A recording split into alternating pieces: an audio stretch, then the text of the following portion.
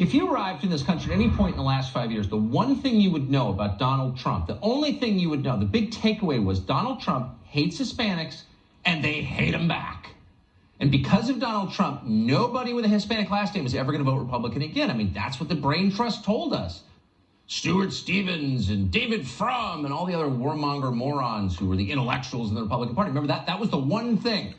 We're done. Only white people are going to vote Republican from now on.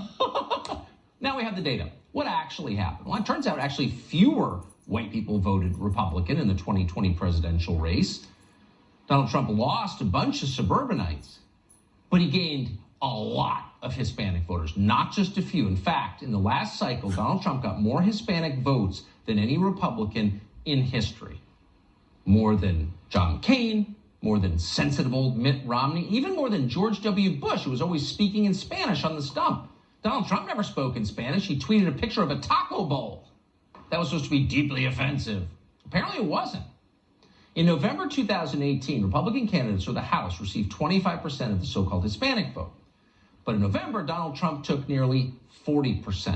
Wow. So it turns out the liberals who are explaining what Hispanics really think turn out to have no real idea.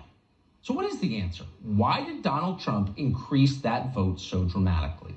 Pedro Gonzalez has thought a lot about this. He's an assistant editor at Chronicles, a magazine of American culture, and he joins us tonight. Pedro, thanks so much for coming on. This is literally the opposite of what they told us was going to happen. It's way more dramatic even than I realized it was. What is this? What accounts for it?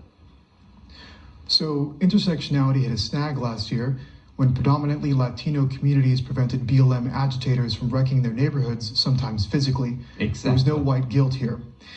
It's not hard to understand why Latino support for Trump and the GOP has swung to Reagan and George W. Bush levels. Latinos are less welcoming of immigrants than white liberals, believe it or not.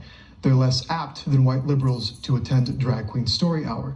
They're less sold on the idea of diversity making the country a better place to live.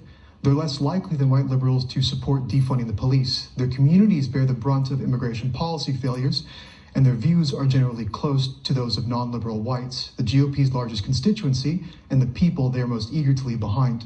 But the problem is the GOP wants to use their support to justify amnesty, expanding cheap labor sources, and corporate bootlicking.